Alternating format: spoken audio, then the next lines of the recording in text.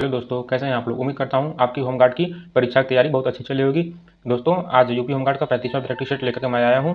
लगातार 35 दिनों से आप लोगों को 100 प्रश्नों का प्रैक्टिस सेट मैं देता आया हूं दोस्तों। तो आज 35वां प्रैक्टिस सेट दे रहा हूं, तो टोटल हमारा 3500 क्वेश्चन हो गया दोस्तों। ठीक है, इसी तरह आगे हम और भी प्रैक्टिस सेट लाते रहेंगे आप लोगों के लिए, और एक विशाल क्वेश्चन का भंडार आप लोगों को देकर जाएंगे दोस्तों। ठीक है, चलिए शुरू करते हैं अपना ये 35वां प्रैक्टिस सेट। हमारा प्रश्न नंबर 1 है आज का, उत्तर प्रदेश की सबसे बड़ी जनजाति कौन सी है दोस्तों। यूपी की सबसे बड़ी जनजाति थारू जनजाति है दोस्तों। और प्रश्न नंबर 2 देख लेते हैं। प्रश्न नंबर 2 है दोस्तों हमारा, थारू जनजाति के लोग दीपावली को किस रूप में मनाते हैं दोस्तों। थारू जनजाति के लोग दीपावली को शोक पर्व के रूप में मनाते हैं दोस्तों। ठीक है, प्रश्न नंबर 3 देख लेते हैं। बुक्सा जनजाति उत्तर प्रदेश के किस जिले में मुख्य रूप से पाई जाती है दोस्तों। ये जो बुक्सा जनजाति है आपका, ये बिजनौर जिले में मुख्य रूप से पाई जाती है। ठीक है, यूपी का बिजनौर जिला, इनके मतलब कि यहाँ पर इनकी संख्या पाई जाती है ज़्यादा मात्रा में। और प्रश्न नंबर 4 है हमारा, उत्तर प्रदेश के किस जिले में जनजातियों की संख्या सबसे कम है दोस्तों। यूपी के बागपत जिले में जनजातियों की संख्या सबसे कम मिलती है दोस्तों। ठीक है, 5वां प्रश्न देख लेते हैं। खरवार जनजाति उत्तर प्रदेश के किन जिलों में निवास करती है दोस्तों। खरवार जनजाति आपका यूपी के सोनभद्र, देवरिया, बलिया और गाजीपुर जिलों में निवास करती है दोस्तों। ठीक है, प्रश्न नंबर 6 है हमारा, सहरिया जनजाति उत्तर प्रदेश के किस जिले में पाई जाती है दोस्तों। सहरिया जनजाति आपका यूपी के ललितपुर जिले में पाई जाती है। और प्रश्न नंबर 7 है हमारा, चेरो जनजाति उत्तर प्रदेश के किन जिलों में पाई जाती है दोस्तों। चेरो जनजाति आपका यूपी के सोनभद्र और वाराणसी जिले में पाई जाती है। प्रश्न नंबर 8 है हमारा दोस्तों, उत्तर प्रदेश के किस जिले में पहाड़िया जनजाति निवास करती है दोस्तों। यूपी के सोनभद्र जिले में आपका पहाड़िया जनजाति निवास करती है। और प्रश्न नंबर 9 है हमारा, थारू जनजाति के लड़के लड़कियों को शिक्षा देने हेतु उत्तर प्रदेश सरकार ने कहाँ महाविद्यालय स्थापित किया है दोस्तों। लखीमपुर खीरी जिले में आपका जो है कि उत्तर प्रदेश सरकार ने एक महाविद्यालय स्थापित किया है, ताकि थारू जनजाति के बालक और बालिकाओं को शिक्षा प्रदान किया जा सके दोस्तों। और प्रश्न नंबर 10 है हमारा, केंद्र सरकार द्वारा उत्तर प्रदेश की 10 नई जनजातियों को कब सूचीबद्ध किया गया था दोस्तों। 2003 में यूपी सरकार द्वारा 10 नई जनजातियों को सूचीबद्ध किया गया था। प्रश्न नंबर 11 है हमारा, नरौरा परमाणु ऊर्जा केंद्र उत्तर प्रदेश के किस जिले में स्थित है दोस्तों। नरौरा परमाणु ऊर्जा केंद्र आपका यूपी के बुलंदशहर जिले में है। प्रश्न नंबर 12 है हमारा, भारत का प्रथम परमाणु रिएक्टर कौन सा था दोस्तों। भारत का प्रथम परमाणु रिएक्टर अप्सरा था दोस्तों। ठीक है, जो कि 1956 ईस्वी में स्थापित हुआ था। प्रश्न नंबर 13 है हमारा, तारापुर परमाणु ऊर्जा केंद्र किस राज्य में स्थित है दोस्तों। तारापुर परमाणु ऊर्जा केंद्र आपका महाराष्ट्र राज्य में है दोस्तों। ठीक है, और ये भारत का पहला परमाणु ऊर्जा केंद्र, तो इसे भी आप लोगों को ध्यान रखना है। यदि क्वेश्चन आ जाए एग्जाम में कि भारत का पहला परमाणु ऊर्जा केंद्र, तो तारापुर मारना है। और प्रश्न नंबर 14 है हमारा, रावत भाटा परमाणु ऊर्जा संयंत्र किस राज्य में है दोस्तों। रावत भाटा परमाणु ऊर्जा संयंत्र आपका राजस्थान राज्य में है दोस्तों। और प्रश्न नंबर 15 है हमारा, कैगा परमाणु संयंत्र भारत के किस राज्य में स्थित है दोस्तों। भारत के कर्नाटक राज्य में आपका कैगा परमाणु संयंत्र स्थित है दोस्तों। प्रश्न नंबर 16 है, कुडनकुलम परमाणु ऊर्जा संयंत्र किस देश की सहायता से स्थापित किया गया है दोस्तों। कुडनकुलम परमाणु ऊर्जा संयंत्र आपका रूस की सहायता से स्थापित किया गया है। ठीक है, और वो भी तमिलनाडु में, तो इसे भी ध्यान रखना है। प्रश्न नंबर 17 हमारा, कल्पक्कम परमाणु केंद्र का नया नाम क्या है दोस्तों। कल्पक्कम परमाणु केंद्र का जो नया नाम है वो आपका मद्रास परमाणु ऊर्जा केंद्र रखा गया है। और प्रश्न नंबर 18 है, काकरापार परमाणु संयंत्र किस राज्य में स्थित है दोस्तों। काकरापार परमाणु संयंत्र आपका गुजरात राज्य में है। प्रश्न नंबर 19 देख लेते हैं, भारत में परमाणु ऊर्जा आयोग की स्थापना कब हुई थी दोस्तों। 1948 ईस्वी में भारत में परमाणु ऊर्जा आयोग की स्थापना हुई थी। और प्रश्न नंबर 20 है हमारा, भारत का पहला परमाणु परीक्षण स्माइलिंग बुद्धा कब किया गया दोस्तों। 18 मई 1974 को भारत का पहला परमाणु परीक्षण किया गया, जो कि राजस्थान के पोखरण में किया गया था। ठीक है, और उसका नाम स्माइलिंग बुद्धा था, तो इसे भी ध्यान रखना है आप लोगों को। और अगला प्रश्न शुरू करने से पहले दोस्तों, यदि आप लोग मेरे चैनल पर नए हैं तो मेरे चैनल को सब्सक्राइब कर लीजिए। और मैं अपने चैनल पर रोज ऐसे ही प्रैक्टिस सेट, करंट अफेयर्स और जीके जीएस की वीडियो डालता रहता हूं।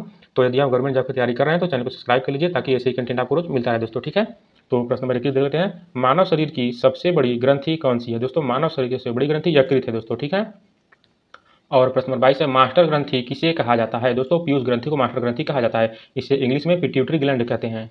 और प्रश्न नंबर 23 है, शरीर की सबसे बड़ी अंतःस्रावी ग्रंथि कौन सी है दोस्तों। शरीर की सबसे बड़ी अंतःस्रावी ग्रंथि थायराइड ग्रंथि है, तो इसे आप लोगों को ध्यान रखना है। और प्रश्न नंबर 24 है, इंसुलिन का स्राव शरीर के किस अंग से होता है दोस्तों। इंसुलिन का स्राव आपका शरीर के अग्न्याशय से होता है, जिसे पेनक्रियाज भी कहते हैं। और प्रश्न नंबर 25 है हमारा, लड़ो या उड़ो फाइट और फ्लाइट हार्मोन किस ग्रंथि से निकलता है दोस्तों। फाइट और फ्लाइट हार्मोन आपका एड्रिनल ग्रंथि से निकलता है दोस्तों। ठीक है, हिंदी में इसे अधिवृक्क ग्रंथि कहते हैं। और प्रश्न नंबर 26 है हमारा, किस ग्रंथि को तीसरी आंख भी कहा जाता है दोस्तों। पीनियल ग्रंथि को तीसरी आंख भी कहा जाता है। और प्रश्न नंबर 27 है हमारा, घेंघा रोग किसकी कमी से होता है दोस्तों। घेंघा रोग आपका आयोडीन की कमी से होता है। ठीक है, और ये थायराइड ग्रंथि से प्रभावित होती है। मतलब कि आयोडीन की कमी से थायराइड ग्रंथि आपका प्रभावित हो जाता है। और प्रश्न नंबर 28 है, मिश्रित ग्रंथि जो अंतःस्रावी और बहिःस्रावी दोनों होती हैं दोस्तों, ठीक है, कौन सी है? तो दोस्तों अग्न्याशय आपका मिश्रित ग्रंथि है, ठीक है, ये अंतःस्रावी और बहिःस्रावी दोनों है। तो इस चीज़ को आपको ध्यान रखना है, काफ़ी अच्छा प्रश्न है, एग्जाम में आ सकता है। प्रश्न नंबर 29 है, बच्चों में थाइमस ग्रंथि का मुख्य कार्य क्या है? दोस्तों थाइमस ग्रंथि का जो मुख्य कार्य है वो है रोग प्रतिरोधक क्षमता विकसित करना दोस्तों, ठीक है। और प्रश्न नंबर 30 है हमारा, शरीर के तापमान को कौन सी ग्रंथि नियंत्रित करती है? दोस्तों हाइपोथैलेमस ग्रंथि शरीर के तापमान को नियंत्रित करती है और यह मस्तिष्क का ही भाग होता है। और प्रश्न नंबर 31 है हमारा, विश्व का सबसे बड़ा महाद्वीप कौन सा है? दोस्तों एशिया महाद्वीप विश्व का सबसे बड़ा महाद्वीप है। चलते हैं आगे, देख लेते हैं प्रश्न नंबर 32। प्रश्न नंबर 32 है, किस महाद्वीप को अंध महाद्वीप कहा जाता है? दोस्तों अफ्रीका महाद्वीप को अंध महाद्वीप कहा जाता है। और प्रश्न नंबर 33 है, सफेद महाद्वीप के नाम से किसे जाना जाता है? दोस्तों अंटार्कटिका महाद्वीप को सफेद महाद्वीप के नाम से जाना जाता है, ठीक है, बर्फ की चादर के कारण। और प्रश्न नंबर 34 है हमारा, विश्व का सबसे छोटा महाद्वीप कौन सा है? दोस्तों ऑस्ट्रेलिया महाद्वीप विश्व का सबसे छोटा महाद्वीप है और ये भी एक अच्छा प्रश्न है, इसे भी आप लोग ध्यान रखिएगा। प्रश्न नंबर 35 दोस्तों हमारा, किस महाद्वीप में एक भी ज्वालामुखी नहीं है? दोस्तों ऑस्ट्रेलिया महाद्वीप में एक भी ज्वालामुखी नहीं पाया जाता, ठीक है, तो ये भी आपका इंपॉर्टेंट क्वेश्चन है, इसे आप लोग ध्यान रखिएगा। और प्रश्न नंबर 36 है, पश्चिमी महाद्वीप के नाम से किसे जाना जाता है? दोस्तों दक्षिण अमेरिका को पश्चिमी महाद्वीप के नाम से जाना जाता है।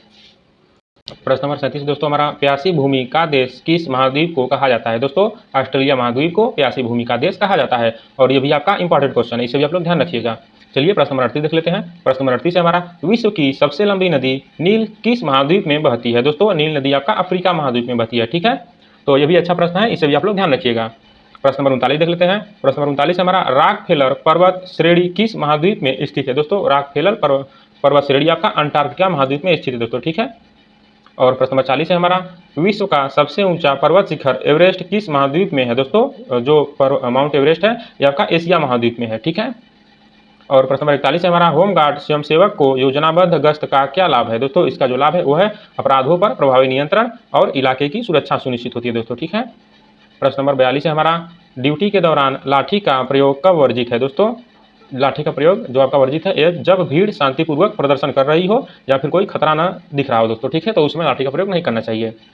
और प्रश्न नंबर 43 है हमारा, यूपी 112 पीआरवी में होमगार्ड की क्या मुख्य भूमिका होती है? दोस्तों होमगार्ड की जो मुख्य भूमिका होती है चालक के रूप में या सुरक्षा गार्ड के रूप में पुलिस की सहायता करना दोस्तों, ठीक है।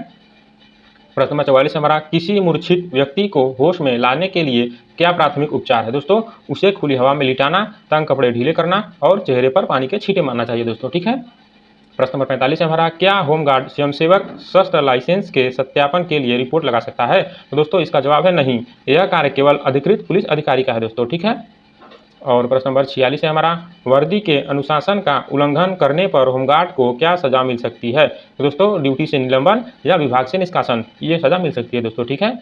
और प्रश्न नंबर 47 है हमारा, शांति व्यवस्था में होमगार्ड का सबसे बड़ा हथियार क्या है? दोस्तों होमगार्ड का जो सबसे बड़ा हथियार है ये उनका धैर्य, व्यवहार और कानून के प्रति सम्मान है दोस्तों, ठीक है। प्रश्न नंबर 48 है हमारा, पोस्ट एक्ट 2013 का संबंध किससे है? दोस्तों कार्यस्थल पर महिलाओं के साथ होने वाले यौन उत्पीड़न को रोकना दोस्तों, ठीक है। और प्रश्न नंबर 49 है, होमगार्ड को ड्रिल में बाएं मुड़ के आदेश पर कितने डिग्री मुड़ना चाहिए? दोस्तों होमगार्ड को ड्रिल में बाएं मुड़ के आदेश पर 90 डिग्री मुड़ना चाहिए, ठीक है। और प्रश्न नंबर 50 है हमारा, ड्यूटी के दौरान सीनियर ऑफिसर के आने पर होमगार्ड को क्या करना चाहिए? तो दोस्तों ड्यूटी के दौरान सीनियर ऑफिसर को आने पर होमगार्ड को सावधान की स्थिति में आकर नियमानुसार उन्हें सैल्यूट करना चाहिए दोस्तों, ठीक है। और प्रश्न नंबर 61 है हमारा, विश्व रेड क्रॉस दिवस कब मनाया जाता है? दोस्तों 8 मई को विश्व रेड क्रॉस दिवस मनाया जाता है। और प्रश्न नंबर 62 है हमारा, नीली क्रांति का संबंध किससे है? दोस्तों नीली क्रांति का संबंध आपका मछली उत्पादन से है, ठीक है, मत्स्य पालन या मछली उत्पादन, तो इसे आप लोग ध्यान रखिएगा, एक अच्छा प्रश्न ही पूछा गया, ठीक है, तो इसे मैं इंपॉर्टेंट कर देता हूँ। और प्रश्न नंबर 63 हमारा, सौरमंडल का सबसे ठंडा ग्रह कौन सा है? दोस्तों वरुण ग्रह आपका सौरमंडल का सबसे ठंडा ग्रह है। और प्रश्न नंबर 64 हमारा, विजय घाट किसका समाधि स्थल है? दोस्तों विजय घाट आपका लाल बहादुर शास्त्री जी का समाधि स्थल है दोस्तों, ठीक है। और प्रश्न नंबर 65 है, कृष्णा नदी का उद्गम स्थल क्या है? दोस्तों कृष्णा नदी का उद्गम स्थल महाबलेश्वर है दोस्तों, ठीक है, जो कि महाराष्ट्र में पड़ता है। और प्रश्न नंबर 66 है हमारा, विश्व जनसंख्या दिवस कब मनाया जाता है? दोस्तों 11 जुलाई को विश्व जनसंख्या दिवस मनाया जाता है। और प्रश्न नंबर 67 है, डिस्कवरी ऑफ इंडिया के लेखक कौन है? दोस्तों Jawaharlal Nehru ji discovery of India के लेखक हैं। अगला प्रश्न है हमारा, विटामिन B12 का रासायनिक नाम क्या है? दोस्तों विटामिन B12 का रासायनिक नाम साइनोकोबालामीन है, ठीक है, इसे कोबाल्ट आवश्यक विटामिन भी कहा जाता है। प्रश्न नंबर 69 है हमारा, रक्त का थक्का बनने में कौन सा प्रोटीन सहायक है? दोस्तों रक्त का थक्का बनने में फाइब्रिनोजन प्रोटीन सहायक होता है, ठीक है। और रक्त का थक्का बनाने के लिए विटामिन के आवश्यक होता है, ठीक है। और प्रोटीन का बात करें तो फाइब्रिनोजन, तो दोनों में अंतर है, दोनों का ध्यान रखिएगा आप लोग। प्रश्न नंबर 70 है, व्यास सम्मान किस क्षेत्र में दिया जाता है? दोस्तों व्यास सम्मान आपका साहित्य के क्षेत्र में दिया जाता है। और प्रश्न नंबर 71 है, डेविस कप किस खेल से संबंधित है? दोस्तों डेविस कप आपका टेनिस से संबंधित है। और प्रश्न नंबर 72 है, कान्हा नेशनल पार्क किस राज्य में है? दोस्तों कान्हा नेशनल पार्क आपका मध्य प्रदेश राज्य में है दोस्तों, ठीक है। और प्रश्न नंबर 73 है हमारा, भारत की पहली महिला आईपीएस कौन थी? दोस्तों किरण बेदी जी भारत की प्रथम महिला आईपीएस थी। प्रश्न नंबर 74 है हमारा, कंप्यूटर में एचटीटीपी का पूर्ण रूप क्या है? दोस्तों एचटीटीपी का जो पूर्ण रूप है हाइपर टेक्स्ट ट्रांसफर प्रोटोकॉल है दोस्तों। प्रश्न नंबर 75 है हमारा, माइक्रोसॉफ्ट के संस्थापक कौन है? दोस्तों बिल गेट्स और पॉल एलन जी माइक्रोसॉफ्ट के संस्थापक हैं। अगला प्रश्न हमारा, भारत की पहली महिला राज्यपाल कौन थी? दोस्तों सरोजिनी नायडू जी भारत में बनने वाली प्रथम महिला राज्यपाल थी। और प्रश्न नंबर 77 है, वायु दाब मापने वाला यंत्र क्या है? दोस्तों बैरोमीटर की सहायता से वायु दाब को मापा जाता है। और प्रश्न नंबर 78 है हमारा, माउंट एवरेस्ट फतह करने वाली पहली भारतीय महिला? दोस्तों बछेंद्री पाल जी माउंट एवरेस्ट फतह करने वाली प्रथम भारतीय महिला हैं। और प्रश्न नंबर 79 है हमारा, संतोष ट्रॉफी किससे संबंधित है? दोस्तों संतोष ट्रॉफी आपका फुटबॉल से संबंधित है। और प्रश्न नंबर 80 है, अजंता की गुफाएं कहाँ स्थित हैं? दोस्तों महाराष्ट्र राज्य में आपकी अजंता की गुफाएं स्थित हैं। और प्रश्न नंबर 81 है, लौह पुरुष किसे कहा जाता है? दोस्तों सरदार पटेल जी को लौह पुरुष कहा जाता है। और प्रश्न नंबर 82 है, हवा महल कहाँ स्थित है? दोस्तों जयपुर में आपका हवा महल स्थित है, ठीक है। प्रश्न नंबर 83 है, कुचिपुड़ी किस राज्य का शास्त्रीय नृत्य है? दोस्तों कुचिपुड़ी आपका आंध्र प्रदेश राज्य का शास्त्रीय नृत्य है। और ये भी अच्छा क्वेश्चन दोस्तों, ठीक है, इसे भी मैं IMP कर देता हूँ क्योंकि ये भी पूछा गया प्रश्न है, तो इसे ध्यान रखिएगा। और प्रश्न नंबर 84 है, विश्व मानवाधिकार दिवस कब मनाया जाता है? दोस्तों 10 दिसंबर को विश्व मानवाधिकार दिवस मनाया जाता है। प्रश्न नंबर 85 है, सौरमंडल का सबसे छोटा ग्रह? दोस्तों बुध ग्रह सौरमंडल का सबसे छोटा ग्रह है। प्रश्न नंबर 86 है, रेबीज के टीके की खोज किसने की? दोस्तों लुई पास्टर जी ने रेबीज के टीके की खोज की थी। और प्रश्न नंबर 87 है, इनकलाब जिंदाबाद का नारा किसने दिया? दोस्तों भगत सिंह जी ने इनकलाब जिंदाबाद का नारा दिया था। और यदि ऑप्शन में भगत सिंह जी न रहे तो हसरत मोहानी मारना है, ठीक है। अगला प्रश्न हमारा, गायत्री मंत्र किस वेद से लिया गया है? दोस्तों गायत्री मंत्र आपका ऋग्वेद से लिया गया है। नंबर 89 दोस्तों हमारा, भाभा परमाणु अनुसंधान केंद्र कहाँ है? दोस्तों भाभा परमाणु अनुसंधान केंद्र आपका ट्राम्बे में है दोस्तों, ठीक है। तो यहाँ पर भाभा रहेगा, थोड़ा सा टाइपिंग मिस्टेक हो गया है, इसे आप लोग ध्यान रखिएगा। और प्रश्न नंबर 90 देख लेते हैं, विश्व स्वास्थ्य दिवस कब मनाया जाता है? दोस्तों 7 अप्रैल को विश्व स्वास्थ्य दिवस मनाया जाता है। और प्रश्न नंबर 91 है, उत्तर प्रदेश का राजकीय जलीय जीव कौन सा है? दोस्तों यूपी का राजकीय जलीय जीव गंगा डॉल्फिन है दोस्तों, ठीक है। और प्रश्न नंबर 92 है, भारत का मैनचेस्टर किसे कहते हैं? दोस्तों अहमदाबाद को भारत का मैनचेस्टर कहा जाता है। और प्रश्न नंबर 93 है, सत्यमेव जयते कहाँ से लिया गया है? दोस्तों सत्यमेव जयते आपका मुंडकोपनिषद से लिया गया है दोस्तों, ठीक है। और प्रश्न नंबर 94 हमारा, पीली क्रांति किससे संबंधित है? दोस्तों पीली क्रांति आपका तिलहन उत्पादन से संबंधित है दोस्तों, ठीक है। और प्रश्न नंबर 95 है, भारत का सबसे छोटा राज्य जनसंख्या के आधार पर? दोस्तों भारत का सबसे छोटा राज्य जनसंख्या के आधार पर सिक्किम है दोस्तों, ठीक है, तो इसे भी आप लोगों को ध्यान रखना है। और प्रश्न नंबर 96 है, CPU का पूरा नाम क्या है? दोस्तों CPU का पूरा नाम सेंट्रल प्रोसेसिंग यूनिट है दोस्तों, ठीक है। और प्रश्न नंबर 97 है, विटामिन डी का सबसे अच्छा स्रोत क्या है? दोस्तों विटामिन डी का सबसे अच्छा स्रोत सूर्य का प्रकाश है दोस्तों, ठीक है। और प्रश्न नंबर 98 है, करो या मरो का नारा किसने दिया? दोस्तों महात्मा गांधी जी ने करो या मरो का नारा दिया था। और प्रश्न नंबर 99 है, भाखड़ा नांगलबाद किस नदी पर है? दोस्तों भाखड़ा नांगलबाद आपका सतलज नदी पर है दोस्तों, ठीक है। और जो हमारा आखिरी प्रश्न है वो है, भारत रत्न की शुरुआत कब हुई? दोस्तों 1954 ईस्वी में भारत रत्न की शुरुआत हुई थी दोस्तों, ठीक है।